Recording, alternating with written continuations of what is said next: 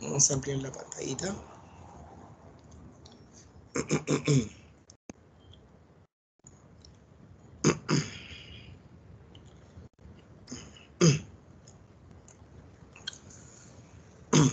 Bien, voy a ver el chat acá. Listo.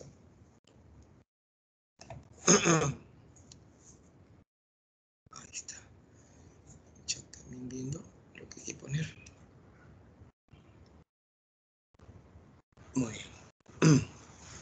Muy bien. Buenos días. ¿Qué tal? Uf. ¿Qué tal, Milagro? Buenos días, Cielo. Teresita, Estefanía. Gracias, Cielo. Gracias, Teresita. Gracias por su comprensión, porque realmente fastidia. Bien. Entonces, el día de hoy vamos a ver el punto, ¿ya? Gracias, Ángel Ángela. La etapa moderna de la historia de la filosofía occidental, ¿ya? Va a ver aquí a la filosofía racionalista y Renato Descartes, ¿ya? Vamos a ver acá la filosofía empirista de John Locke, la filosofía empirista idealista de Berkeley,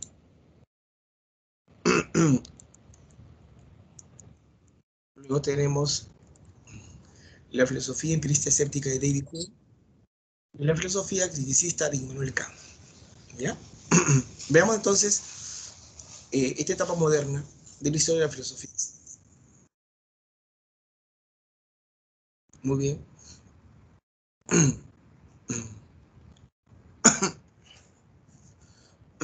A ver, ahí está.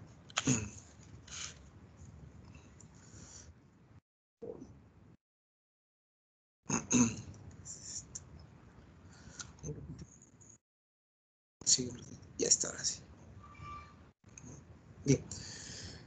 La filosofía antigua, o sea, de la época de los griegos, habían tomado como reflexión el arjé de la physis, ¿no? De la naturaleza. Luego, en la época helenística romana, tomaron en cuenta lo que es la moral, ¿no? Y en la Edad Media se había tomado en cuenta como referencia a Dios. Ahora ya en la filosofía moderna se centra pues en la duda planteada, ¿no? ¿Ya? Y la duda era sobre la posibilidad si el conocimiento era real, ¿no? ¿Está bien? Entonces, por eso que el tema principal de la etapa moderna de la filosofía, el tema principal de la etapa moderna de la filosofía es justamente acerca del conocimiento, ¿ya? Acerca del conocimiento. O sea, eso debe tenerlo muy en cuenta tú, ¿ya? Entonces, la etapa moderna de la filosofía está directamente relacionada con el problema del conocimiento. ¿Es realmente correcto decir que el hombre conoce o no conoce? Eso se comienza en este caso, a querer dilucidar, ¿ya? Así surge el racionalismo, el empirismo, la ilustración y el idealismo trascendental, o el criticismo de Immanuel Kant, ¿ya? ¿Correcto? Muy bien. Ahora, una de las razones por las cuales se constituye la etapa moderna de la filosofía es que ya había una autonomía del pensar, ¿ya? Había una autonomía del pensar, de poder manifestarse de manera adecuada, ¿ya? Y también la libertad de razonar, ¿ya? Esta libertad de razonar estaba directamente establecido que ya es que había una disputa entre lo que era la verdad de la fe y la verdad de la razón, que se venía generándose de la época moderna, de la época media, ¿no? De la Edad Media, ¿ya? Pero finalmente, ya en la etapa moderna, se inclina hacia la parte racional, ¿no? Por eso es que siempre había esa necesidad de encontrar la libertad de razonar, ¿no? Yo podía razonar sin ningún problema. Luego, esto implicaba también una liberación individual, ¿no? ¿Por qué? Porque en tal sentido, ya cada persona podía tomar una postura frente a, en este caso, al conocimiento, ¿no? Frente a una postura filosófica del conocimiento, tú podías tomar una postura. Antes no, antes tú seguías una propuesta grupal, ¿no? Una propuesta escolástica, patrística, yo qué sé, ¿ya? Y luego tenemos ahí la formulación científica. ¿En qué sentido tiene esto, no? Porque la filosofía, de una manera u otra, sabemos que ella va a originar a la ciencia, ¿no?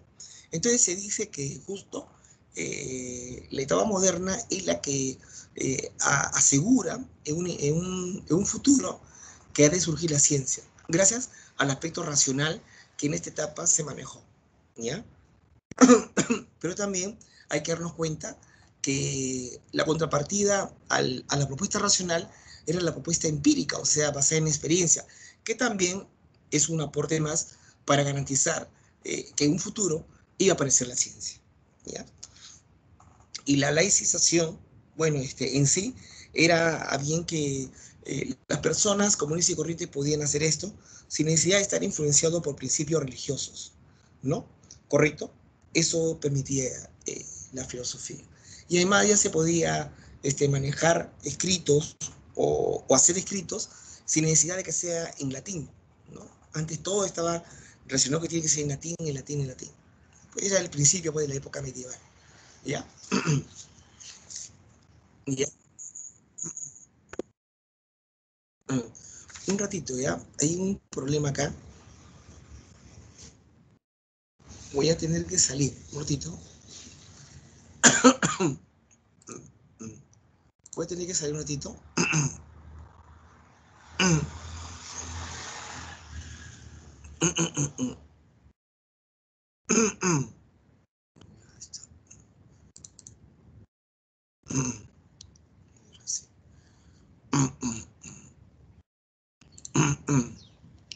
Ahora sí.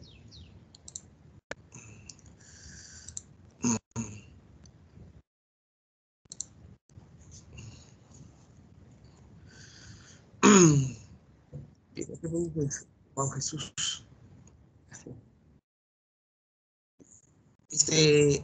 Saber la filosofía racionalista y renal. Bueno, él fue francés. Él es el que propone la corriente racionalista, ¿ya? Esto sucede en el siglo XVII, ¿no?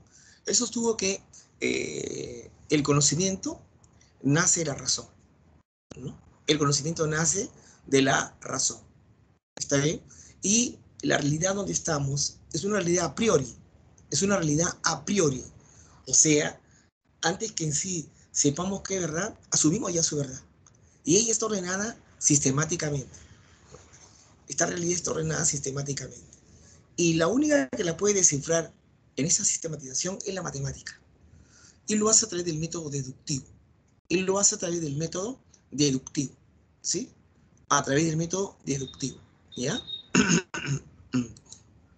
Entonces, es establecido que cuando la filosofía racionalista se hace presente, ella propone que la fuente del conocimiento ha de ser la razón y que la realidad está ordenada tan bien, tan sistemáticamente, que la única que puede descifrarla, la única que puede conocerla, es en sí la matemática, a través del método deductivo, ¿no?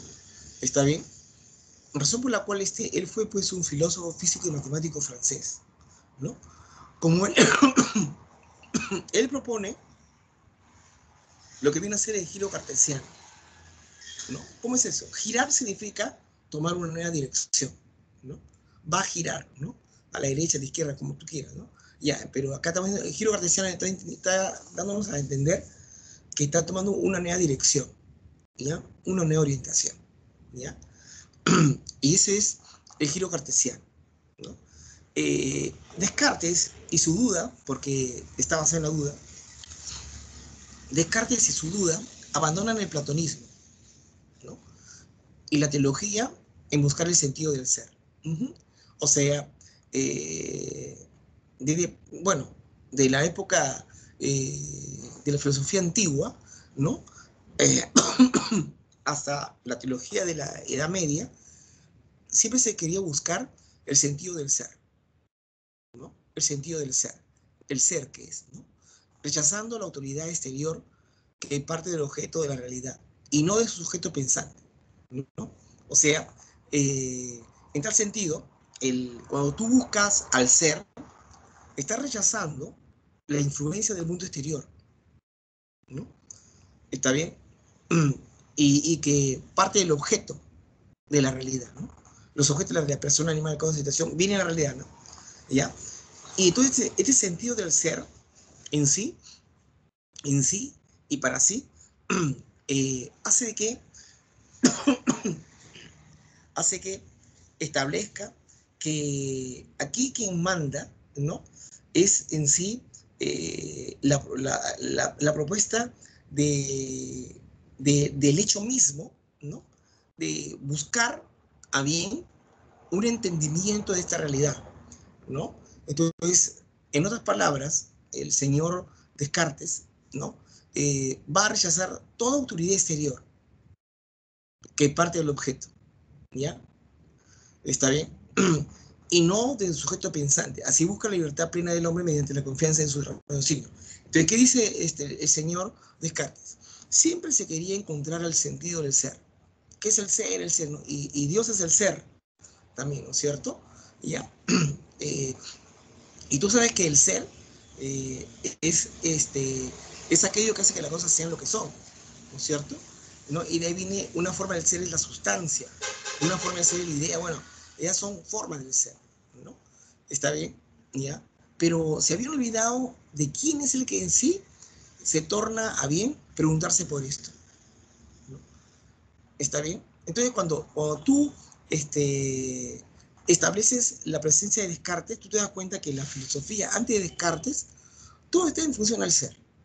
Pero ya con Descartes, no, espérate, la filosofía no está en función al ser, sino del sujeto pensante, el que hace la filosofía, el que se pregunta, el que se cuestiona.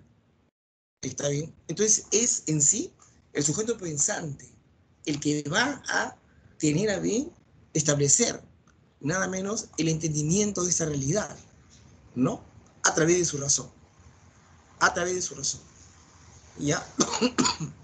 Y, y a través de su razón va a adecuar a las cosas, a los objetos de su conocimiento. Y ya no será de Dios, ya no será de Dios. Entonces, el sujeto cognoscente, ese sujeto es el sujeto que a través de ideas que traen que vienen en su razón, va a poder, ¿no?, ordenar a las cosas, a los objetos de su conocimiento. Y ya no será el responsable de este conocimiento de Dios, ¿no? Y ya no será ese responsable del conocimiento del ser en sí, sino es el sujeto pensante. Entonces, antes del señor Descartes, todo el interés era el ser, incluyendo a Dios. Ya después de Descartes es el sujeto cognoscente. Él es en sí el que va a determinar a bien, ¿no? Manejar nada menos que a través de su razón el hecho de adecuar los objetos y la realidad, adecuarlas, ¿no?, en un conocimiento que en sí le va a permitir encontrar una evidencia plena. Entonces, así estamos considerando, ¿ya? Entonces, en tal sentido, estamos viendo que el señor Descartes es el que inicia este interés del sujeto cognoscente, el sujeto pensante. Este sujeto pensante, sujeto cognoscente, es el que en sí va, a través de la razón, poner en orden todos los objetos del conocimiento. ¿Ya? Es el sujeto pensante, con la razón. ¿Ya? Hará posible que se pueda poner en orden todos los objetos del conocimiento. Ya no es el ser, ya no es nada más. ¿Ya? ¿Correcto? Muy bien. Ahora, el interés de Descartes, como acá lo dice, es la certeza del conocimiento a través de la duda. ¿Ya? Es la certeza del conocimiento a través de la duda. ¿Ya? ¿Correcto? Entonces, lo que él quiere, lo que quiere Descartes, es que en sí, él no quería encontrar la verdad, Lo que quería encontrar era un método que lo lleve a la certeza, a la evidencia de que no hay ni un mínimo de duda para decir que está en lo correcto. ¿Ya? Entonces él quería encontrar un método de cómo llegar a la certeza. No llegar a la verdad, sino a la certeza. ¿Está bien? Que limpie todo eso en cuanto a, en este caso, los objetos del conocimiento, ¿no? Entonces, no duda de nada. Ahora, para no dudar, es porque has tenido que llegar a la certeza. Y para llegar a la certeza, tienes que dudar. O sea, es un círculo cerrado, ¿no? Porque si hay un mínimo de duda, no hay certeza. Entonces, para que no haya duda, ¿no? Entonces, tienes que seguir dudando, dudando, dudando, hasta que llegues a la evidencia. Llegar a la evidencia es que ya no hay nada, nada, ni un mínimo de duda, ¿no? Esa ya es la certeza, es la evidencia, ¿ya? Ahí nos dice, ¿no? Obras que tiene el señor Descartes, ¿no? Ahí están las obras que tiene el señor Descartes, ¿sí?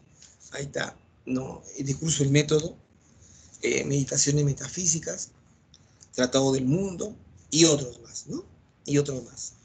¿No es así? Bien. Ahora, ¿cómo llegar a la certeza? Para llegar a la certeza se hace con 4 reglas, ¿ya? Con 4 reglas, ¿ya? Evidencia, análisis, síntesis y revisión, ¿ya?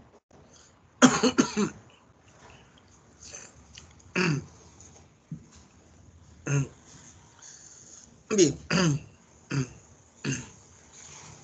entonces tenemos acá lo siguiente, ¿no? La evidencia, ¿qué viene a ser? ¿Ya? La evidencia, a ver, anoten por favor, a ver en chiquito nada más, ¿no? Es aceptar como verdadero, es aceptar como verdadero,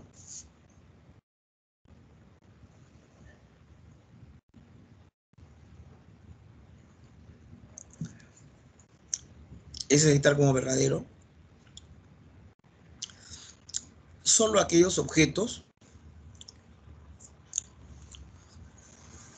solo aquellos objetos cuyo conocimiento es cierto e indudable.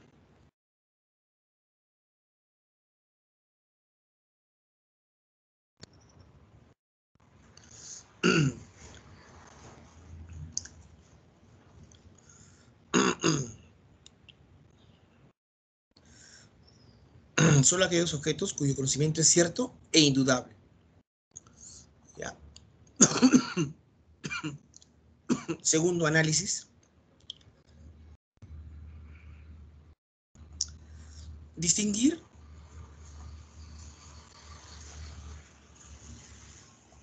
distinguir las las cosas simples de las complejas,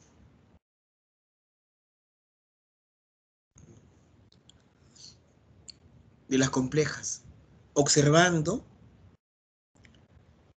investigando, investigando y dividiendo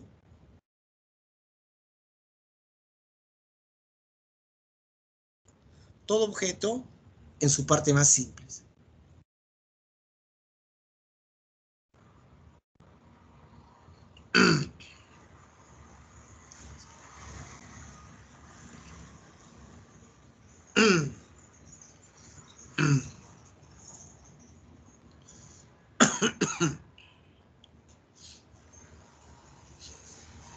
¿Ya?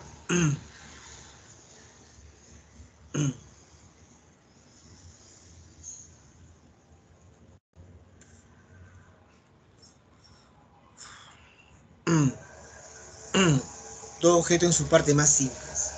¿Ya? O sea, es dividir todo, ¿no? Ir a lo elemental, ¿no? Síntesis. Es deducir conocimientos. Síntesis es deducir conocimientos.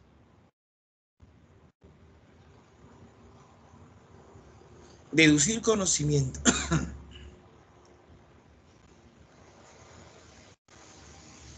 ¿no? Los cuales se sigue, los cuales se sigue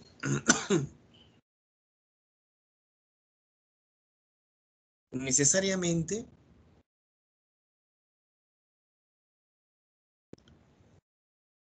de otras cosas conocidas.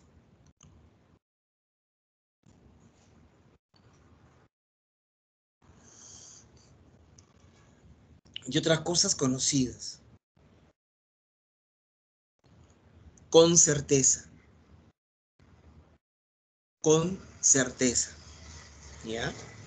O sea, es una recomposición, ¿no? Recomponemos, ¿no? Y al mismo que vamos recomponiendo, estamos deduciendo, ¿no? ¿Ya? Vamos razonando, ¿no? Y vamos tomando la parte más importante, ¿no? Para recomponerlo todo, ¿no? Cuarto, la revisión. Es evaluar con cuidado.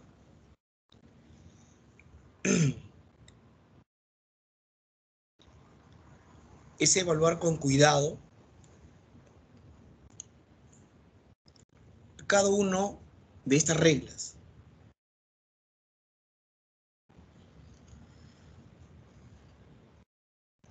Para estar seguro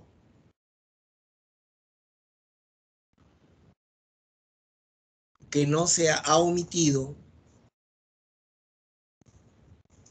algún detalle.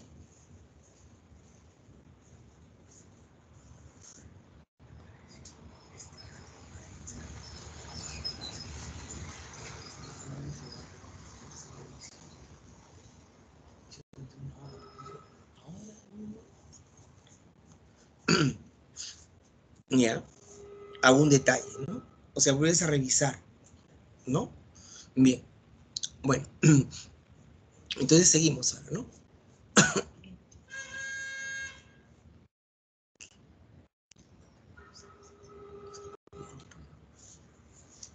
¿Ya? Bien, seguimos ahora.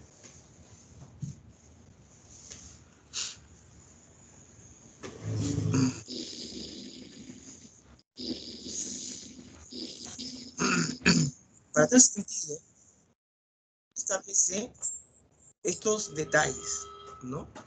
Él dice que se ha de partir de la duda, pues, ¿no? Se tiene que partir de la duda, ¿ya? ¿Está bien? Cuando tú partes de la duda, vas a rechazar toda afirmación, alcanzando la verdad indubitable, que le llama él duda metódica.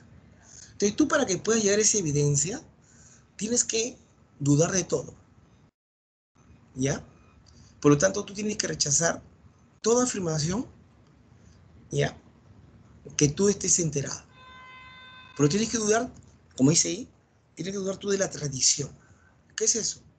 Esto es lo que hemos heredado culturalmente, lo que nos dieron en la casa, en el colegio, lo que leemos, lo que vemos. De todo ello, tú tienes que dudar, ¿ya?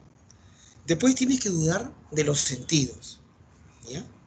Ya que sabemos por experiencia que nuestros sentidos nos han engañado muchas veces. Y basta un engaño para desconfiar de ellos. Tienes que dudar de los sentidos. Tercero, tienes que dudar también del mundo como realidad, del mundo como realidad objetiva. ¿Ya? ¿Está bien? Porque mira, ahí te interpreta el sueño, ¿no? ¿Por qué? Porque él dice justo lo siguiente, ¿no? Que el sueño, mientras uno está soñando, en el sueño las cosas parecen como reales.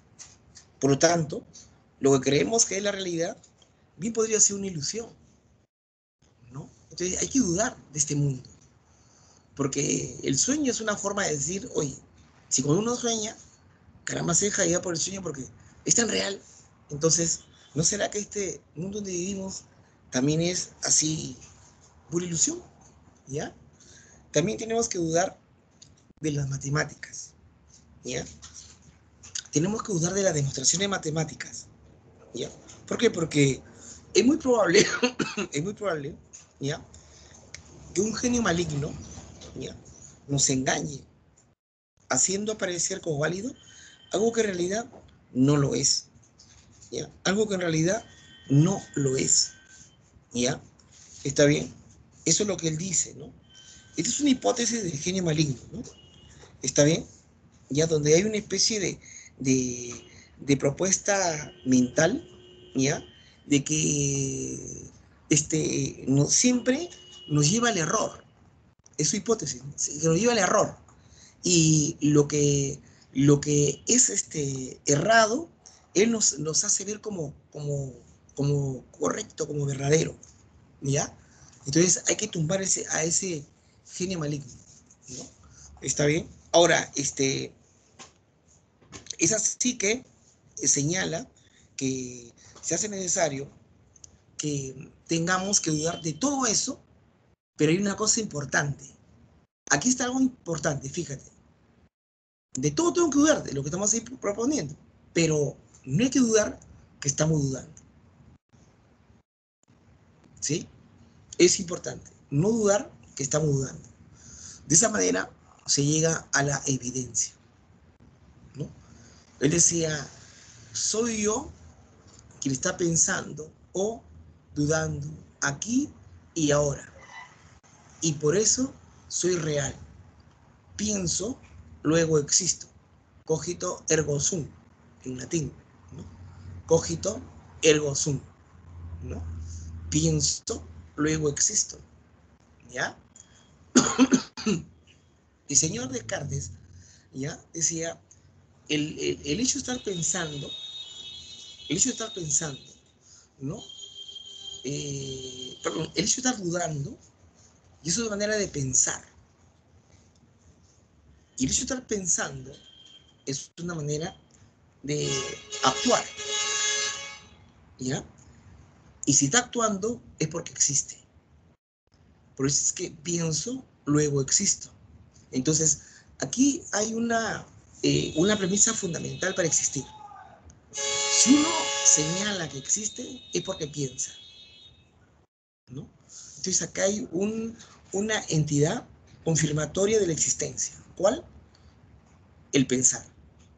Pienso, luego existo, ¿no? ¿No? Entonces, de eso no voy a dudar. De eso no voy a dudar. Entonces, cuando yo llegue ya a limpiar todo, al extremo, que llegue yo a la evidencia, entonces, tranquilamente, ya está todo claro y eso es lo que tengo que entender, ¿no? Y ese sería el método para alcanzar la certeza, ¿ya? Bien. Sustancia, ¿no? ¿Qué es lo real? Preguntaba él, ¿no? Y él habla de la necesidad de hablar de tres tipos de sustancias, ¿ya? Uno es el res cogitam, que se refiere al yo, ¿ya? ¿Está bien? Se da con el pensamiento. El otro es la sustancia extensa, ¿ya? Que es la res extensa, el mundo, ¿ya? Y la otra es la sustancia infinita, esa es la perfección, ese es Dios, ¿no? Entonces hay tres formas como la sustancia se muestra, ¿ya? ¿Está bien? El cogitans, extensa e infinita. El yo, el mundo y Dios. Pensamiento, extensión, perfección. ¿Ya?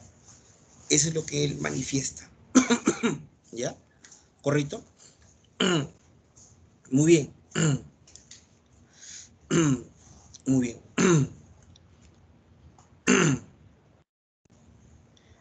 Muy bien. Ahora,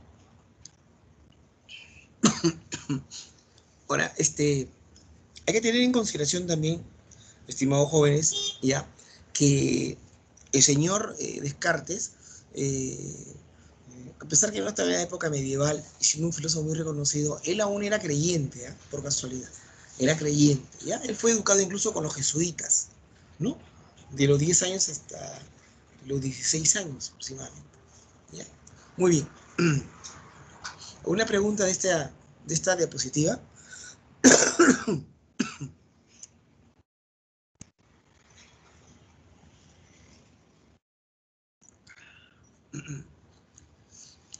Está bien, ¿no? Muy bien. Entonces, seguimos, ¿no? Seguimos, entonces. Ya. Ahí. ¿Cómo justifica, en este caso, la red infinita, ¿no? Bueno, mira, él señala que para llegar a la certeza de la propia existencia de uno, ¿no? A través del descubrimiento del cogito, ¿no? El cogito en sí es un concepto que expresa una verdad plena, ¿no? Y completamente cierta. ¿No? Yo pienso, ¿no? Ese es el cogito, ¿ya? ¿Ya? Entonces, pero además de eso, que soy consciente de esa acción, o sea, yo existo, ¿no? Entonces, el cogito es un concepto que expresa la verdad plena y absolutamente cierta, ¿ya? Es decir, la verdad plena y absolutamente cierta es que yo pienso. Además, manifiesta que uno es consciente de esa acción, por lo tanto, yo existo, soy consciente de esa acción, por lo tanto, yo existo, ¿no? De ahí, pues, donde se deriva lo que corresponde al pienso, luego existo. Así, la primera verdad es el yo, pero el yo pensante, ¿no? El cual abarca la conciencia de sí mismo, ¿no? Donde se va a construir todo tipo de conocimiento. ¿No es así? ¿Ya? ¿Correcto? Muy bien. Ahora, ahora, ahora, cuando el hombre reinicia la relación con el mundo exterior, ¿no? Señala que en sí eh, procede, ¿no? O sea, para la sustancia extensa, la red extensa, el mundo, ¿ya? Que en sí Dios, él parte con la idea de que Dios existe, ¿no? Y como Dios es perfecto, es fundamento de la verdad y garantiza la existencia del mundo exterior, ¿no? ¿Ya? Por ello, dado que las mentiras y los engaños provienen de una carencia, ¿ya? De una carencia. Entonces él decía, eh, estando el hombre en este mundo material, en este mundo extenso, ¿correcto? En este mundo extenso, ¿ya? ¿Correcto? Eh, él va a encontrar que está todo armonizado y sistematizado. Y en tal sentido, no puede ser esto una propuesta azarosa o una propuesta casual, ¿no? ¿Está bien? Y si todo esto es tan armonioso, tan sistematizado, implica que estamos a bien en un sustento basado en una supuesta perfección, pero no es así, porque las cosas del mundo son finitas, ¿sí? Incluyendo al hombre, obviamente, ¿no? Entonces, en tal sentido, señala que en sí el hombre, como él se da cuenta, ¿no? A través de su razón, sí, que en ese sentido él está pensando y por lo tanto él existe, ¿no? También él se da cuenta del mundo material que existe, ¿no? De esta resistencia que existe, ¿no? ¿Está bien? Entonces, esta verdad de la resistencia que existe, ¿no? Eh, señala que esto no puede ser a bien producto de un azar, sino que tiene a bien un sustento de orden lógico, ¿no? Entonces,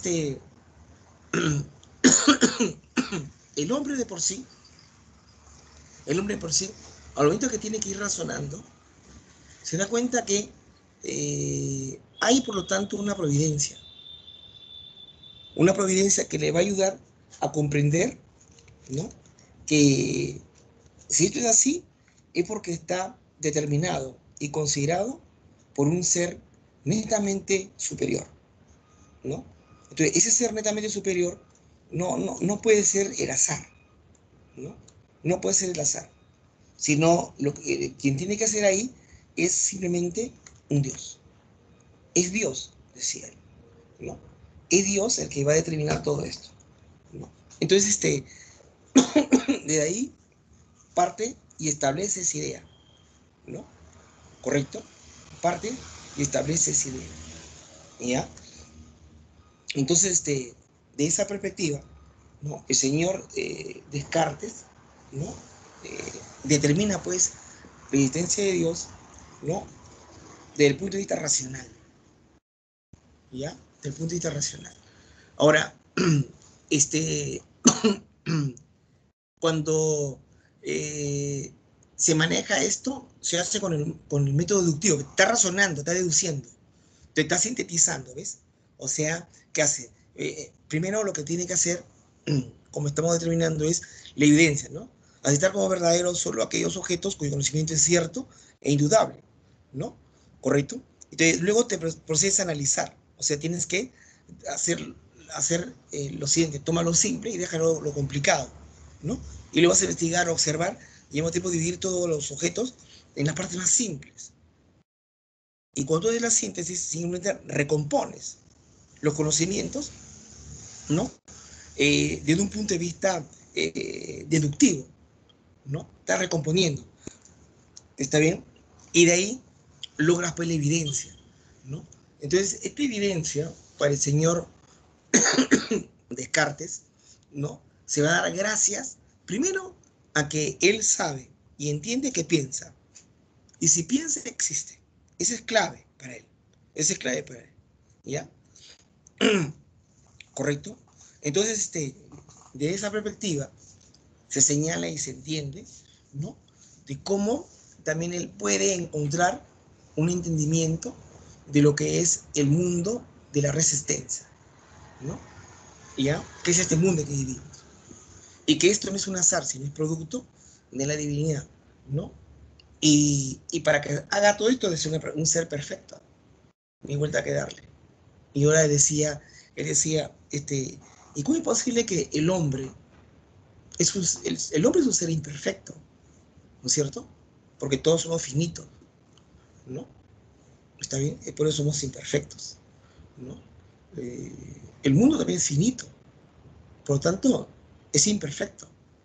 En cambio, Dios, en su condición de tal, es perfecto. Y si el hombre es imperfecto, ¿cómo es posible que, siendo un ser imperfecto, tenga la idea de la perfección? Si él no conoce lo perfecto. No. Él no conoce lo perfecto, porque él es imperfecto. Pero ¿cómo él tiene la idea de Dios? ¿Por qué? Porque Dios le puso la idea innata. Hey, yo existo, pum, le pone ahí, ¿no? La idea innata, ¿no? De Dios. Entonces él entiende que así se deriva, ¿no? ¿Por qué decir que Dios existe? ¿No? Eso es lo que en sí justifica, pues, justifica en sí lo que es la red infinita, ¿no? En este caso, Dios, ¿ya?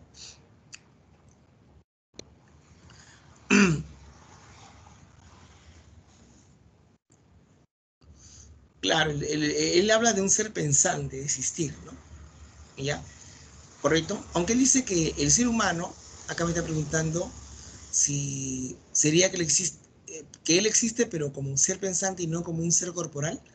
El ser humano hace un paralelismo psicofísico, ¿ya? Entre,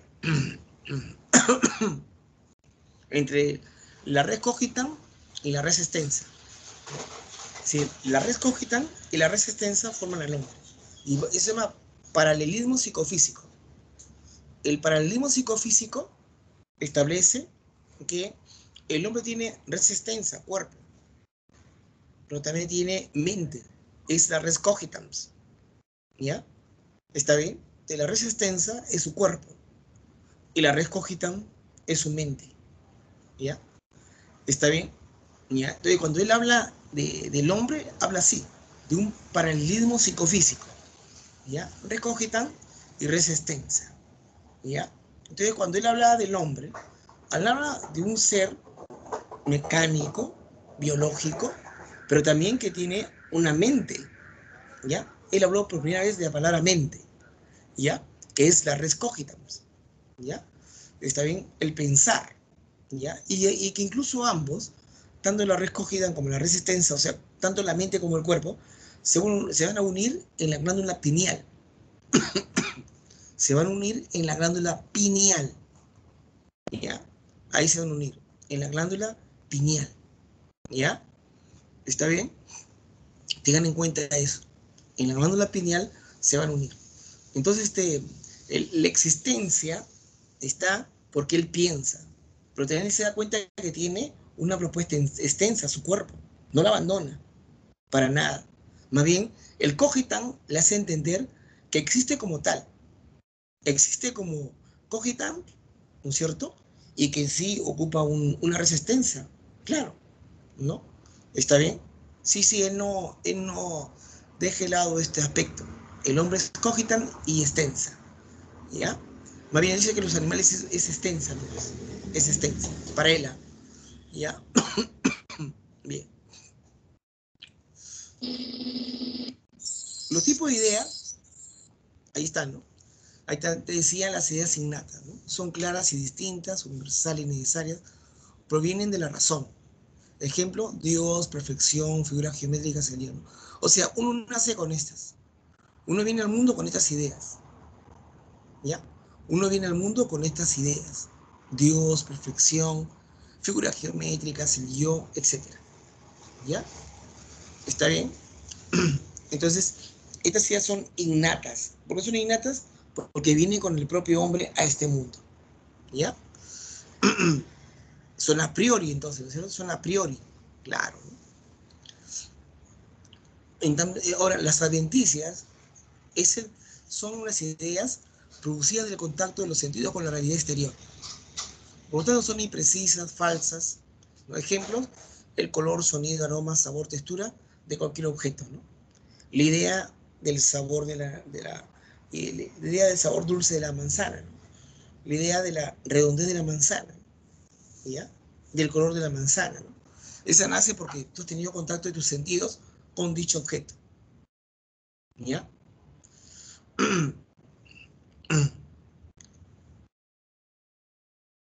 Un tipo de ideas, el otro serían las facticias. También se llaman ficticias. Facticias o ficticias, ¿ya? Son ideas producidas por la imaginación del hombre, ¿ya? Se producen por la imaginación del hombre. Son arbitrarias por eso, ¿no? Ejemplo, cualquier ser mitológico, ¿no? Por ejemplo, ahí tú tienes al frente un Pegaso, ¿no? Es un caballo y ave a la vez, ¿no? No se va a dar nunca, pero se tiene en cuenta esa cuestión, ¿no?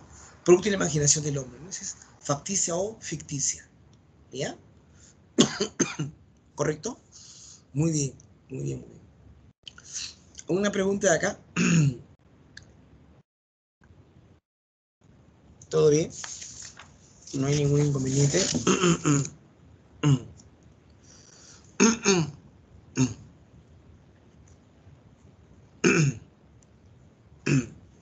Bien.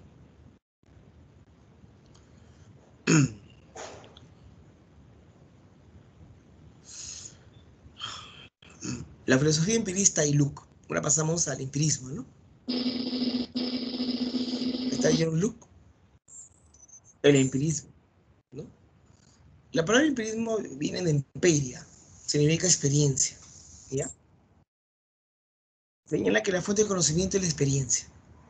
Esto ocurrió en Inglaterra, ¿ya? La fuente de conocimiento es la experiencia. Apareció en Inglaterra.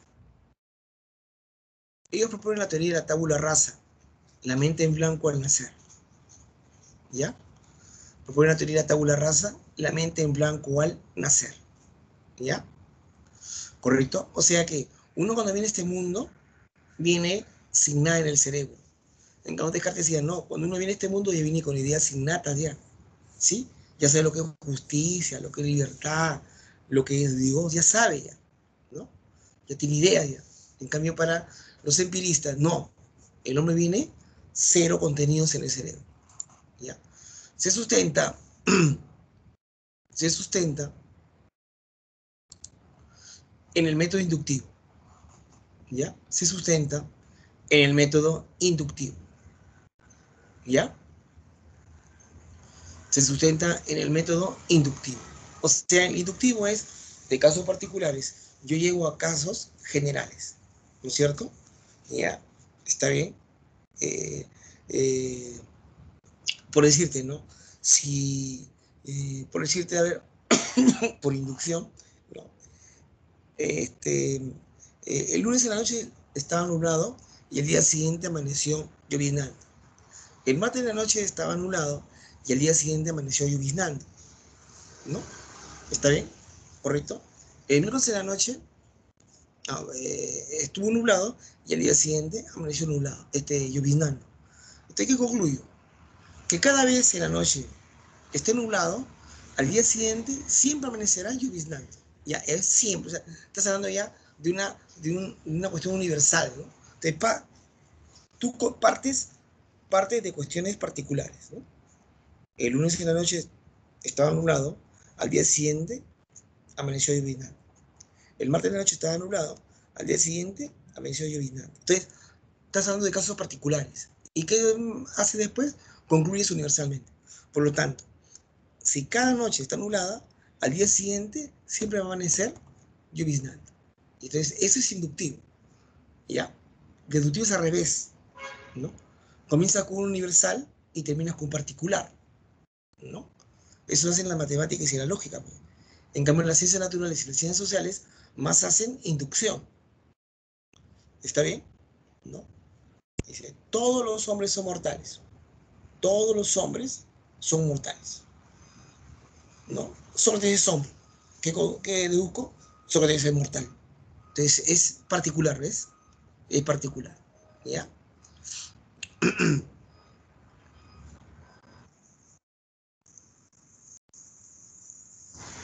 Lux sostiene que idea es todo lo que la mente percibe en sí misma, siendo objeto de percepción, pensamiento, conocimiento que procede de la experiencia.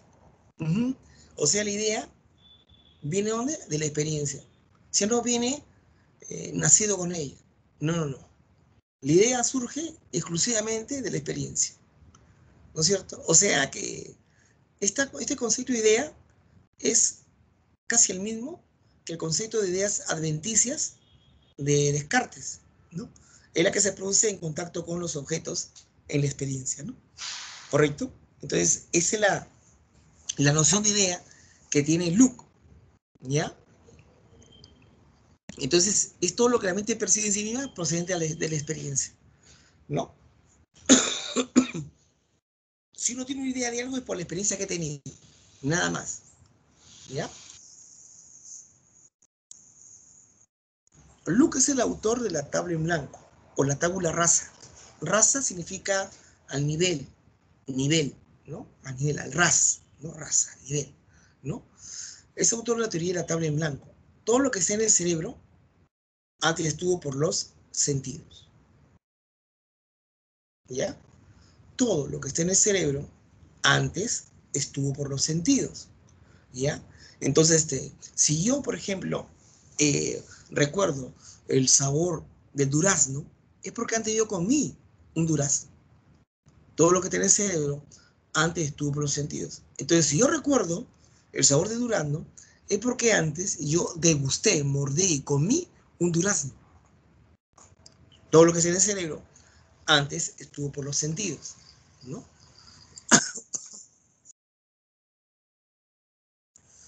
En sus obras, Ensayos sobre el entendimiento humano, Tratados sobre gobierno civil.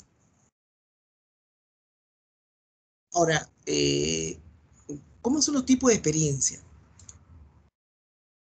Uno, la experiencia externa está afectada por vía sensorial, ¿no? ¿Correcto? ¿Ya?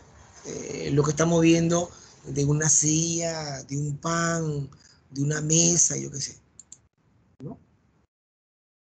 O la segunda, que es la experiencia interna. Esta se afecta por vía de reflexión, ¿no? ¿Ya? Es decir, cuando tú ya acá manejas una propuesta cognitiva que aquí no hay, pero acá sí, ¿no? ¿Correcto? Vamos a hacer después eso. Tanto la experiencia externa e interna, ¿no? Es decir, la que tú estás, como se dice, estimulado por los sentidos, y la otra, por tu propio pensamiento, ¿no? ¿Está bien? Yo estoy captando en la naranja, ¿ya? Es una experiencia externa. Y la experiencia interna, nada menos es que tener en cuenta, ¿no? Que esa naranja, ¿qué significa para mí? vitaminas, dulce, ¿no?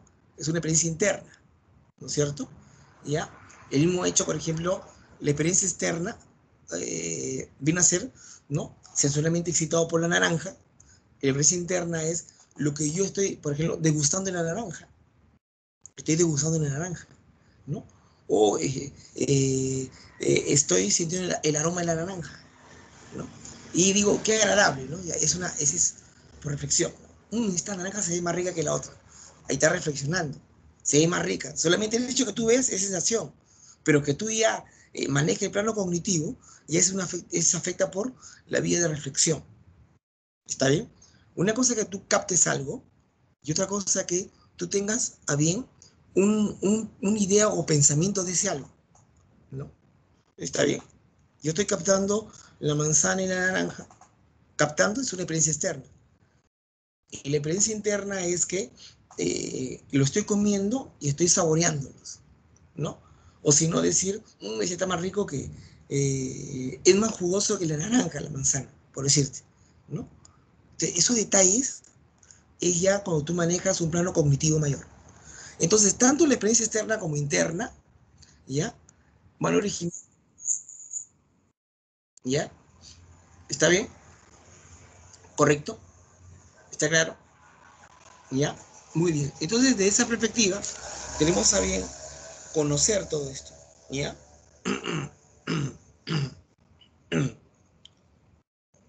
¿Ya?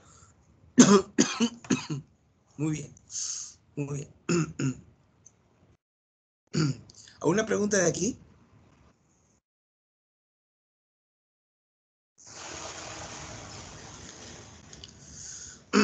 Entonces, las ideas son sensaciones o percepciones y las cualidades son capacidades del objeto para producir nosotros alguna idea en nuestra mente, ¿no? Entonces, las ideas son sensaciones o percepciones, ¿sí? Son sensaciones o percepciones. Y las cualidades son capacidades del objeto para producir nosotros alguna idea en nuestra mente, ¿no? ¿Ya? Entonces, aquí estamos determinando que cualquier idea es hablar de una sensación o percepción, ¿no? ¿Ya? Es la sensación o percepción que tengo a mirar la manzana, ¿ya? En cambio, las cualidades son las capacidades del objeto, ¿no? ¿Ya? La capacidad del objeto que tiene para producir en mí alguna idea en nuestra mente, ¿no? ¿No? Ser esférica, ser dulce, ser aromática, ser de color rojo, ya, esas son las cualidades, ¿no? Propias del objeto. En cambio, lo que yo genero como idea es la sensación que tengo de esa manzana, ¿ya? Es la percepción que tengo de esa manzana, ¿ya? Entonces ya sabemos eso, ¿no? Muy bien. ¿Alguna pregunta de acá?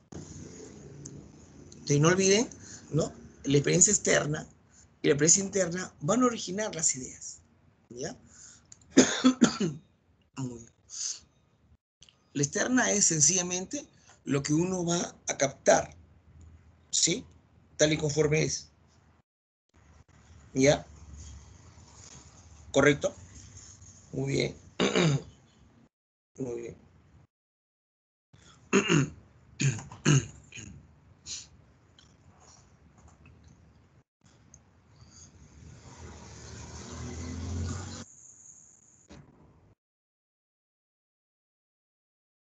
A ver. Ideas simples y complejas, ¿no?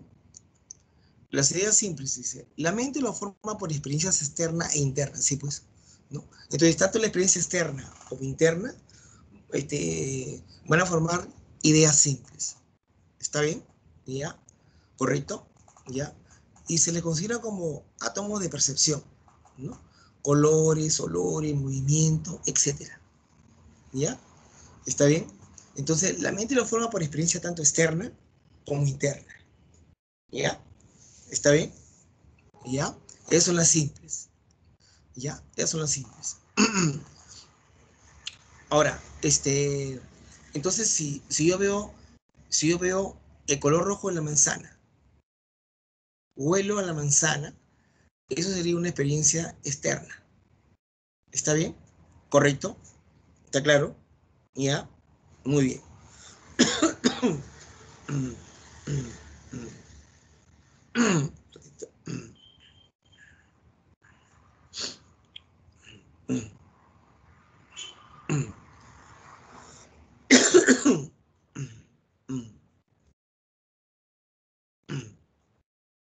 Muy bien. Entonces, y entonces cuando yo veo a la manzana, ¿no? A la manzana, y me doy cuenta que ella es roja, redonda, ¿no? Aromática, esa sería la experiencia externa, ¿no? ¿Ya? ¿Está bien? Eso es generado por una sensación, ¿ya? ¿Correcto? Ahora, la experiencia interna, en cambio, ya no. Es cuando ya hay operaciones cognitivas más complejas, ¿no? Que te hace reflexionar, ¿correcto? ¿No? Entonces vas a comparar, vas a razonar, vas a deducir, ¿no es cierto? ¿Ya? Y vas a decir muchas cosas de lo que en sí viene a ser lo que estás capturando, ¿ya?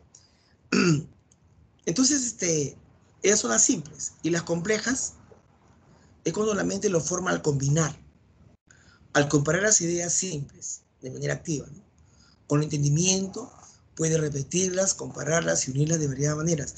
Idea de belleza, gratitud, universo. ¿Está bien? Entonces ya acá, cuando tú hablas ya de lo complejo, ¿no? Es cuando en sí ya estableces a bien, ¿no? Estableces a bien, como te digo, unas relaciones que te pueden establecer una idea nueva, ¿no? Por ejemplo, el mismo hecho de la manzana, ¿está bien? De la manzana que en sí es roja, es aromática, es dulce, ¿no es cierto? Ya, yo puedo decir, sí, es dulce, pero al mismo tiempo, carambas, es muy nutritiva, ¿ya? Tiene bastante, este, omega, ¿sí? Es buena para digestión, ¿correcto?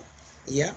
Esos detalles ya tiene a bien ser compleja porque la manzana no te dice que tiene omega, ¿no?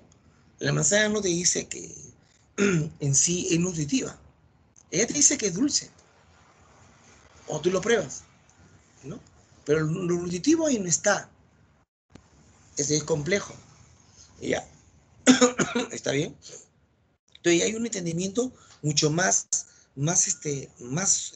complejo en sí, ¿no? Ya, ¿está bien? Correcto, pero se deduce, ¿no? Tiene mucha proteína, se deduce, ¿no? Se deduce, ¿no? ¿Ya? Muy bien. Bien. Entonces hay que tener en cuenta ese aspecto, ¿ya?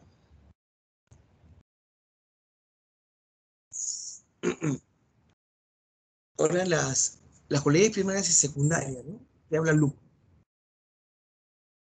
Dice, así dice, ¿no? Una bola de nieve tiene el poder de producir en nosotros las ideas de blanco, frío y redondo, ¿no? Una bola de nieve tiene el poder de producir en nosotros las ideas de blanco, frío y redondo. A esos poderes de producir en nosotros esas ideas, ¿no? En cuanto que están en la bola de nieve, los llamó cualidades. Claro, ¿no?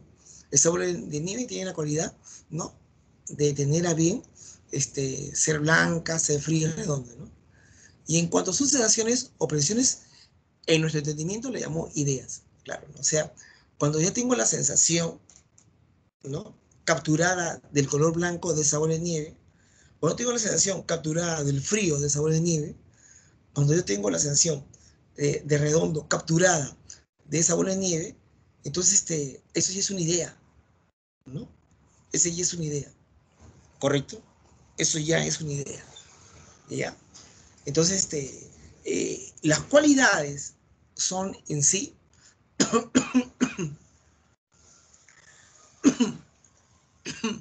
las características propias del objeto, ¿no? Y las sensaciones que tengo, esas características propias, se llaman ideas. ¿Ya? ¿Está bien? ¿Correcto? Entonces, no olviden eso. ¿ya? Las cualidades son las características propias del objeto, ¿no? Y las sensaciones son nada menos que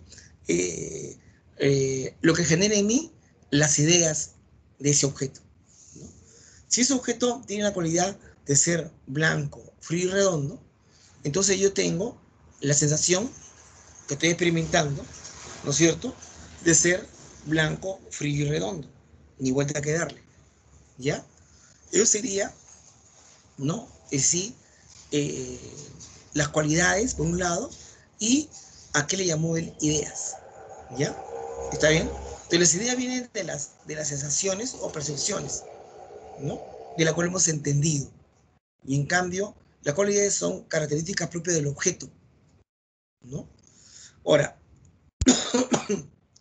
las cualidades primarias están en los objetos, dice, ¿no? Las cualidades primarias están en los objetos, ¿ya?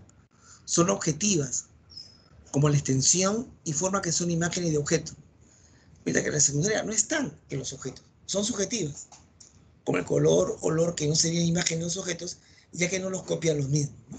¿Ya? ¿Está bien? ¿Ya? Entonces, una cosa son cualidades primarias y otras son cualidades secundarias, ¿ya? Las secundarias son interpretaciones, interpretaciones, el olor, el color, ¿no? ¿Está bien? El sabor. Para ti está dulce, para mí no. Entonces es subjetivo, ¿no? Pero en cambio es evidente que tiene un diámetro de 10 centímetros, es grande. Eso no puedo dudar, o sea, es objetivo. Pero hablar del sabor, ya sería subjetivo. Para ti está dulce, pero a mí no, ¿no? No, ahí nomás, no eche más azúcar porque es suficiente para mí, está dulce. Para mí no. Entonces, eso se llama secundario, cuando no están en los objetos. ¿Ya? ¿Correcto? ¿Ya? Entonces, las cualidades primarias, ¿no? Son estas cuando son nada menos que están en los objetos. ¿Ya? La clásica forma es la forma y extensión, ¿no? ¿Está bien? En cambio, las cualidades secundarias son subjetivas. Esas no están en los objetos, sino uno mismo lo asigna, ¿no? ¿Está bien? Uno mismo lo asigna, ¿no? Un ejemplo claro es cuando hablamos de dulce o del gusto, mejor dicho, ¿no? Cuando hablamos de eso, ¿no? Es un ejemplo claro, ¿ya? Bien. ¿Alguna pregunta de esto? De señor Luke.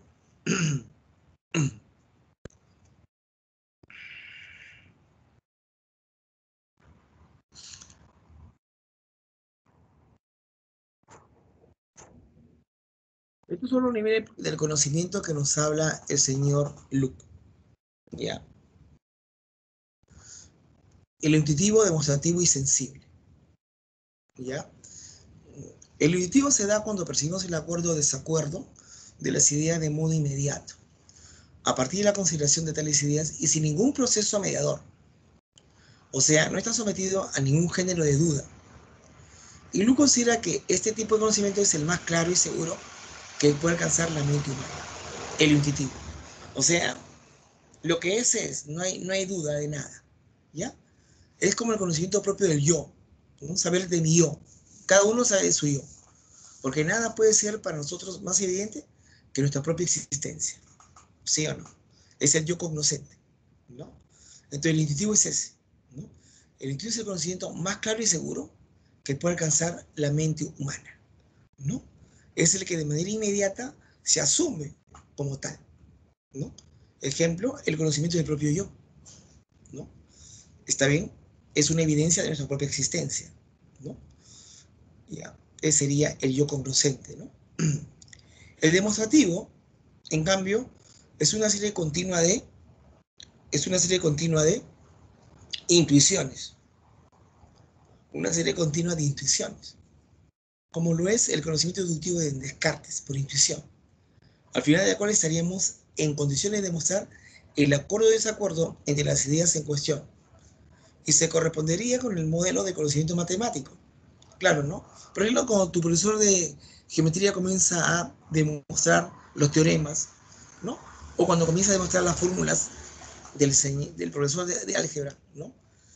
Entonces, la demostración de la existencia de Dios, luz partirá del conocimiento intuitivo, de nuestra propia existencia, recurriendo a otras ideas intermedias, que proceden también de la intuición, que nos permiten demostrar la necesidad de la existencia de Dios, ¿no? O sea, por intuición, Dios existe también, ¿no? Yo existo, ¿no? El ambiente donde estoy yo existe, ¿no? Y caramba, en tal sentido, esto está ordenado de manera adecuada, ¿no? ¿Está bien? Y todo esto, ¿no? Me lleva a entender que debe existir un ser de una mega inteligencia que ha hecho posible que esto suceda, ¿no? Entonces, también, por eso digo, ¿no? De una intuición con otra intuición se llega a establecer la existencia de Dios, ¿no? O sea, asumir como verdad lo que estamos hablando, ¿no? Que yo existo y también como yo soy un existente, ¿está bien? ¿No? También estoy en un lugar que en sí existe, ¿no?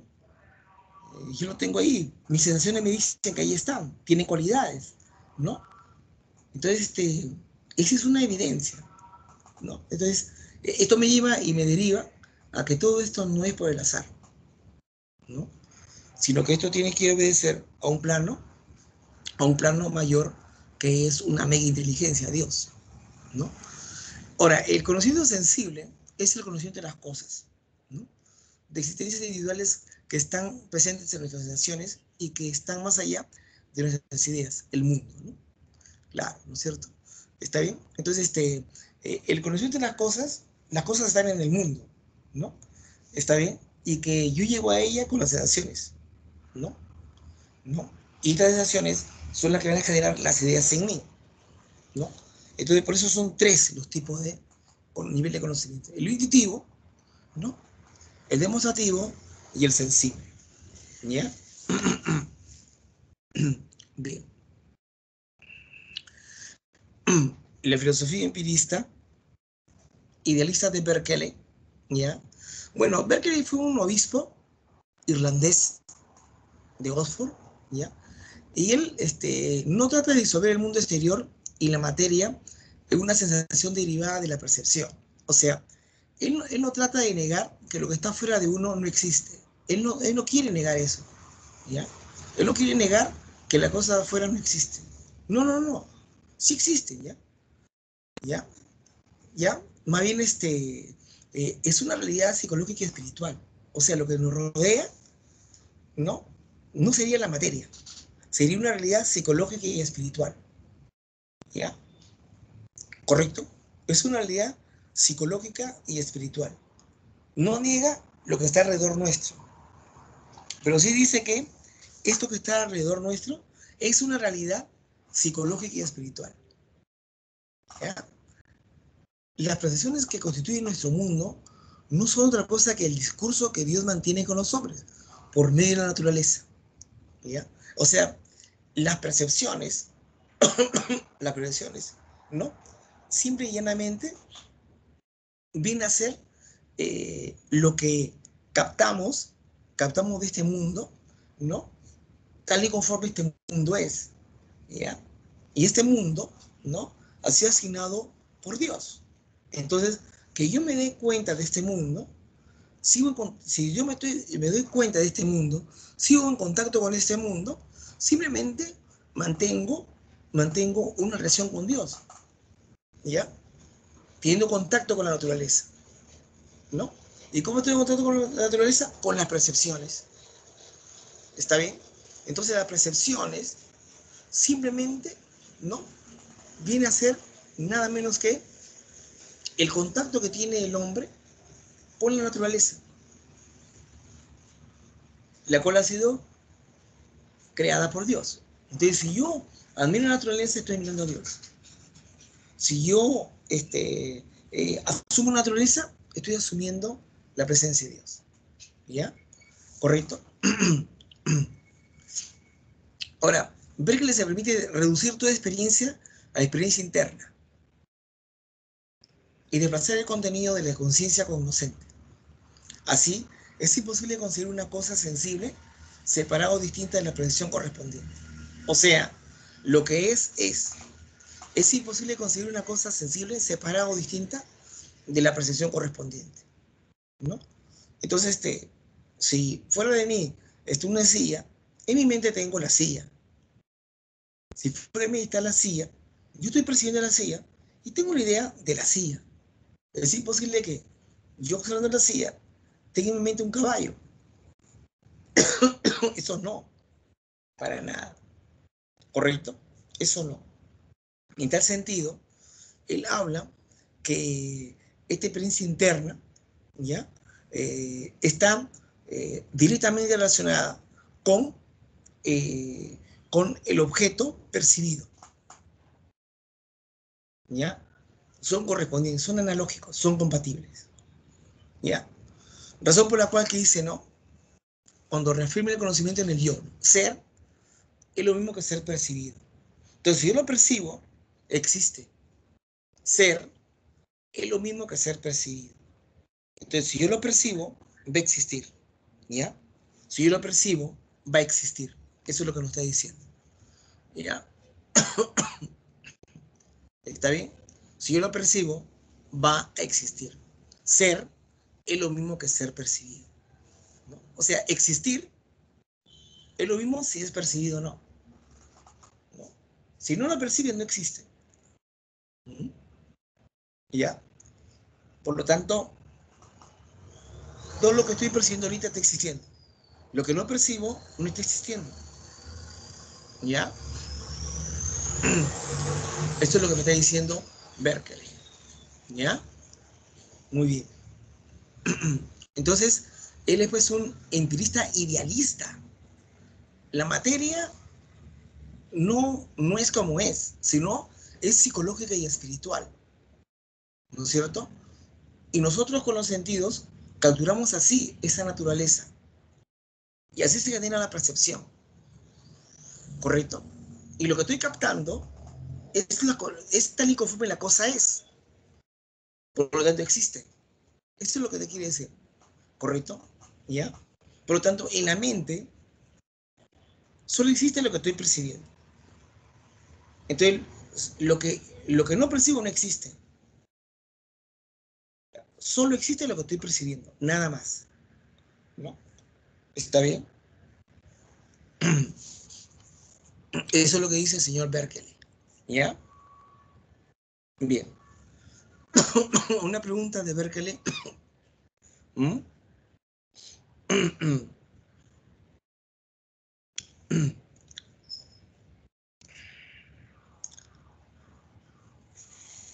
Muy bien. Seguimos entonces. Él es escocés, ¿ya? David Hume, él es escocés. Él es filósofo, economista, historiador escocés, ¿ya? Él propone el empirismo escéptico, ¿ya? Empirismo se basa en la experiencia. Escéptico, todo lo que es metafísico no vale, ¿ya? Dios no lo puedo demostrar, por lo tanto no puedo hablar de eso. Alma no te puedo demostrar, no puedo hablar de eso. Espíritu absoluto, no te puedo hablar de eso, no sé. El demiurgo, no te puedo hablar de eso, es imposible. El noumeno, no te puedo hablar de eso, imposible, ¿correcto? ¿Ya? Entonces, todo lo que es metafísico, él lo deja de lado, ¿ya? ¿Correcto? Pues duda de todo lo que sea metafísico. ¿Ya?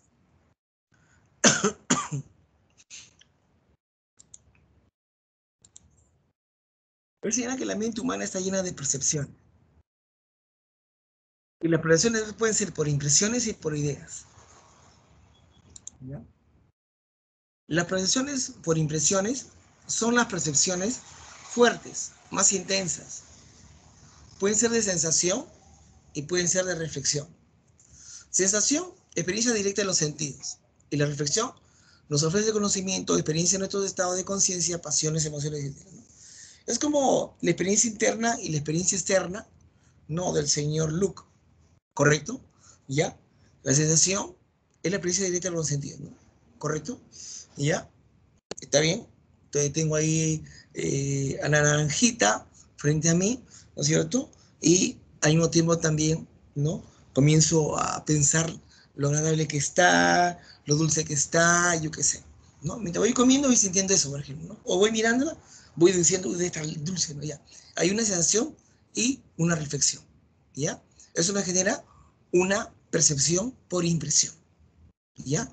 Es fuerte porque la tienes al frente, pues es fuerte, está al frente tuyo, ¿verdad? Es el mismo momento. En cambio, las percepciones por ideas son las percepciones débiles o menos intensas. Son copias de las impresiones, son copias de las impresiones. Pueden ser de recuerdo o imaginación, ¿no? Recordar, recordar la sandía que comí ayer, recordar, ¿no? Ya es menos intensa, ¿te das cuenta? Y me imagino, ¿no? ¿Cómo está la... Ya, está bien, pues, ¿no? ¿Ya? Entonces, hay presiones por impresión y por ideas. Entonces, por impresión es sentida y la idea es pensada, claro. ¿Ya? La presión por impresión es sentida, lo estoy sintiendo en ese momento, ¿no? En cambio, las presiones por ideas es pensada, estás pensando de eso, ¿ya? Por lo tanto, toda percepción es sentida como impresión, claro. Ejemplo, sensación de frío. Y es pensada como idea, la idea de frío. Una cosa es que tú ahorita estás sintiendo frío y otra cosa es que tú tengas la idea del frío. ¿Me entiendes? ¿Ya? Ahora, si lo que tú sientes con lo que tú piensas, hay correspondencia, allá, mira acá. Tanto la sensación de frío como la idea de frío, o sea, tanto la presión como impresión y la presión como idea, se distinguen por diferentes grados de fuerza y vivacidad. Claro, pues, ¿no? Ya sé eso, ¿no es cierto? ¿Correcto? Acá es mucho más fuerte, acá en cambio menos. ¿Sí o no? ¿Correcto? Aquí estoy en vivo y en directo con el objeto, aquí no, aquí estoy recordándolo.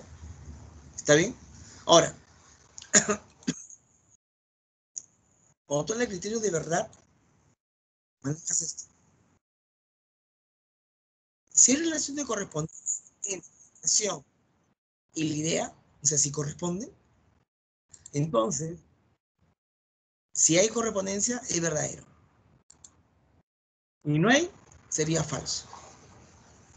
¿Está bien? ¿Correcto? Una es la impresión, otra es la idea. La impresión es sentida y la idea es pensada. ¿Ya? Mira acá, mira acá. Ejemplo. Impresión. Veo una manzana de color rojo. Ahí está. Veo una manzana de color rojo. ¿No? Es una percepción por impresión. ¿No es cierto? Ya. Veo una manzana de color rojo. La idea, idea de manzana, idea de color rojo. ¿Está bien? La proposición dice, esa manzana es de color rojo. Verdadero. Hay una correspondencia. ¿No? ¿Está bien? ¿Ya? ¿Está claro? La impresión. ¿No? Veo una manzana de color rojo. La idea, manzana, color rojo. ¿Mm? ¿Está bien? Entonces la proposición, esa manzana de color rojo, verdadero. Y si tú dices, esa manzana de color verde, es falso, no hay correspondencia. Entonces la correspondencia se va a dar, ¿no? Cuando la impresión y la idea vayan al mismo ritmo. ¿Ya? Vayan al mismo ritmo. ¿Correcto? ¿Ya? ¿Está bien? Entonces, así vemos una precisión por impresión y una precisión por idea. ¿Ya? Entonces ahí podemos derivar si lo que se dice verdadero es correspondiente o no. Si es correspondiente, está bien, verdadero. Si no lo es, será falso. Eh, David Hume hace una crítica al principio de causalidad, ¿ya? Y a la idea de sustancia. Él habla de que la causalidad no existe, ¿no? Causa-efecto, ¿no? Es una ficción. La relación causa-efecto es una ficción producida por la mente, por asociación de ideas, por hábito, por costumbre. Después un hecho va seguido de otro que aparenta ser consecuencia de aquel, pero no lo es. Para él no hay causa-efecto, ¿ya? O sea que la ley de acción y reacción de Newton no funciona con David Hume, ¿ya? ¿Correcto? Sí, como te decía hace un rato atrás, ¿no? En la noche está nublada, al día siguiente surge, está llovinando. La noche está nublada, al día siguiente está llovinando. Y por lo tanto, si la noche está nublada, mañana amanecerá llovinando. ¿Y qué pasa si no llovizna? Puede ocurrir que no llovizne, ¿sí o no? Entonces, es que no necesariamente tiene que ser ese efecto. No necesariamente tiene que ser ese efecto. El efecto está relacionado con la causa, así que eso sería su causa. ¿Ya? Por eso él renuncia al principio de causalidad. No existe relación causa-efecto. Solo es por costumbre, por hábito. Después de un hecho va seguido de otro que aparenta ser consecuencia de aquel. También él, él, él no está de acuerdo con la idea de sustancia, porque la palabra sustancia implica esencia, ese es un término metafísico. Los objetos, los objetos, manzana, se captan por los sentidos que nos informan características, tamaño, forma, aroma, así después. Estas percepciones son por impresión en la mente, nos dan una presión por idea, claro. Pero la sustancia, aquello que hace que las cosas sean lo que son, no se percibe, por lo tanto en la mente no genera la idea, no hay correspondencia, es un sinsentido. Claro, por ejemplo, a ver, tú dices eh, eh, la sustancia es el inicio de lo existente. La sustancia. Ya, ¿dónde está la sustancia? A ver, quiero una percepción, una percepción por impresión. A ver, quiero ver dónde está la sustancia que genera o inicia lo existente. No hay. Por lo tanto, no puedo tener la idea. No hay correspondencia. Porque acá tendría que estar la sustancia. Acá. ¿No? Y acá tengo la idea de sustancia y existencia. A ver. Pero si yo afuera no veo sustancias. ¿Tú viste la sustancia? ¿Sé lo que es la sustancia? ¿Mm? ¿Me entiendes? Entonces, no hay correspondencia. O sea, es un sinsentido. Por eso él reniega de la idea de sustancia. Por lo tanto, él es un filósofo empirista, ¿no? Pero escéptico. Escéptico. ¿Ya? Escéptico. ¿Ya? Duda de todo ello. ¿Está bien? Allá sus obras, ¿no? Tratados sobre la naturaleza humana, limitación sobre el entendimiento humano, etc. ¿Ya? Bueno, Kant, alemán, él propone el criticismo, ¿ya? Él nace en Königsberg, ahí nació, vivió y murió. No salió nunca de su pueblo. Tuvo una influencia de Descartes, Leibniz y Hume. Y lo que hace Kant es superar la oposición racionalismo versus empirismo. ¿Ya? Desarrollando la teoría del conocimiento. ¿Ya? ¿Está bien? Entonces, él superó al racionalismo y el empirismo. Ojo, él superó al racionalismo y el empirismo. ¿Ya? Desarrollando su propia teoría del conocimiento. Ojo a ella. Y de sus obras más destacadas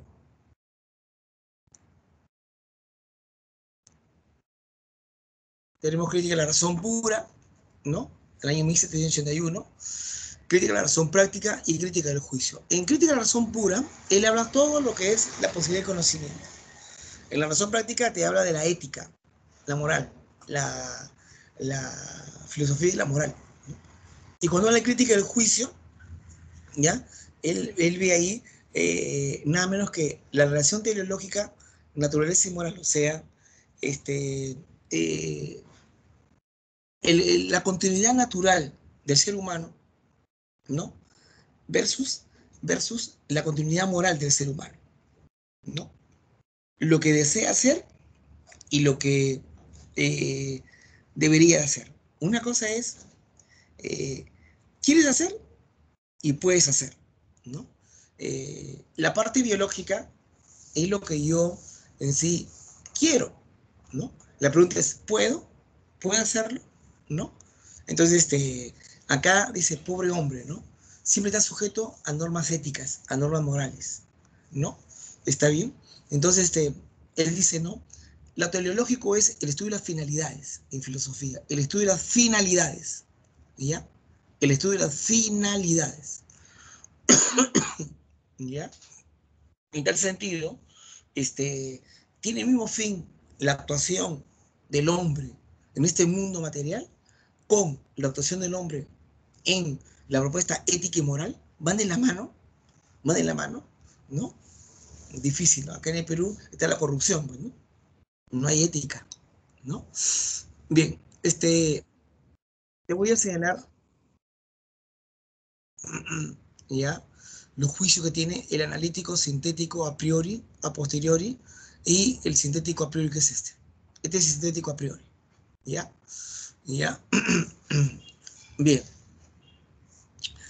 Eh, de acuerdo con su forma, es analítico. Un juicio es analítico, ¿no? ¿Ya? O puede ser sintético. Analítico cuando el predicado está contenido en el sujeto. Son juicios explicativos, se percibe de forma a priori, o sea, antes del hecho tú ya sabes. El círculo es redondo, bueno, ni hablar. Eso ya te determinó. El triángulo tiene tres ángulos, ¿no?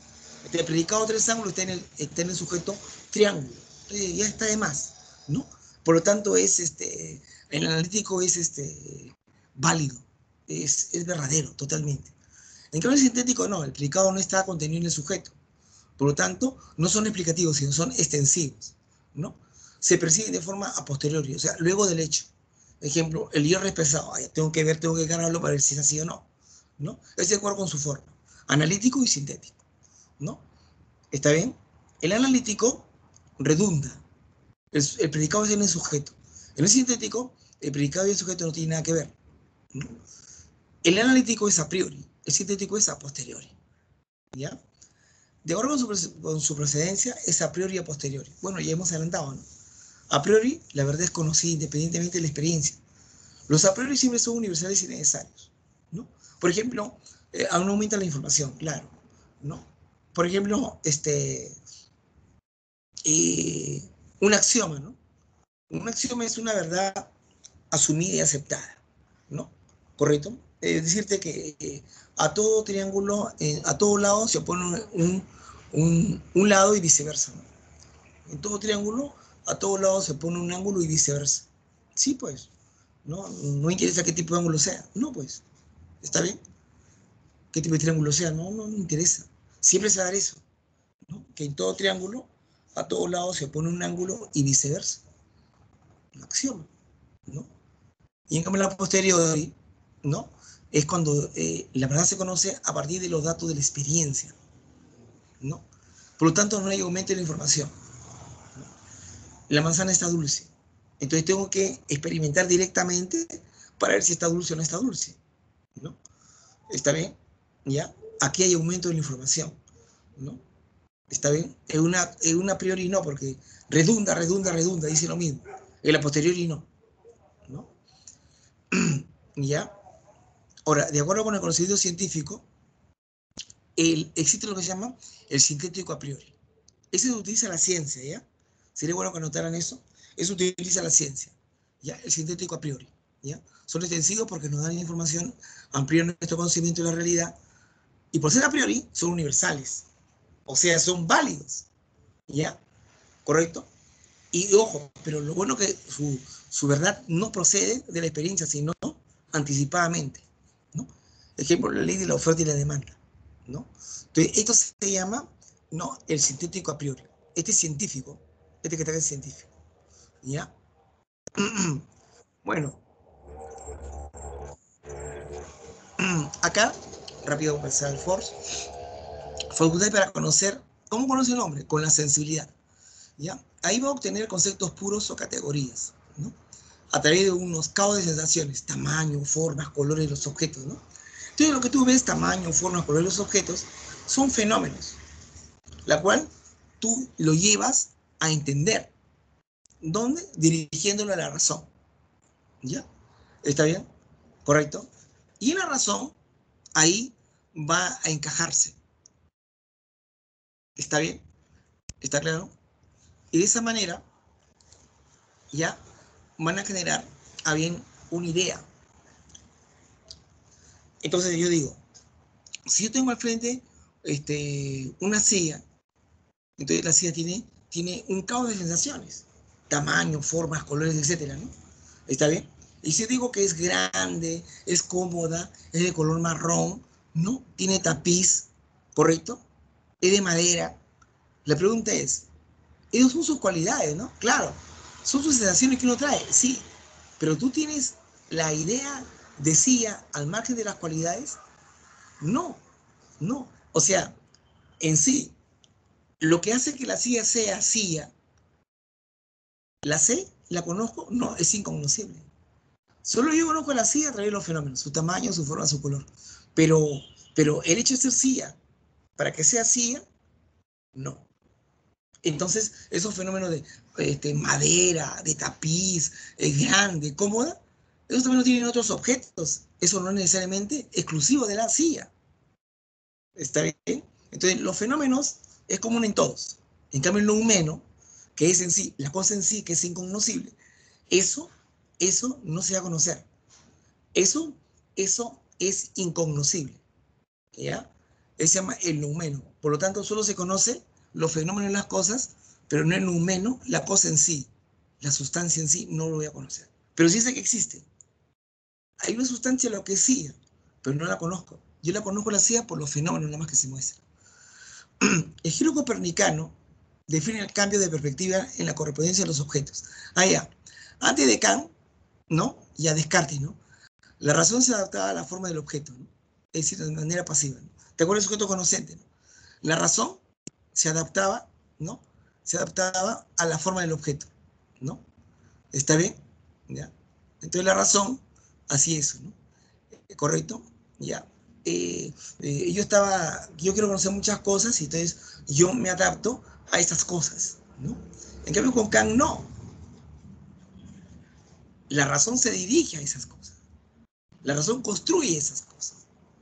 ¿Me entiendes? Ese distinto. Entonces, con Descartes era pasivo, ¿no? ¿Está bien? ¿Ya? ¿Correcto?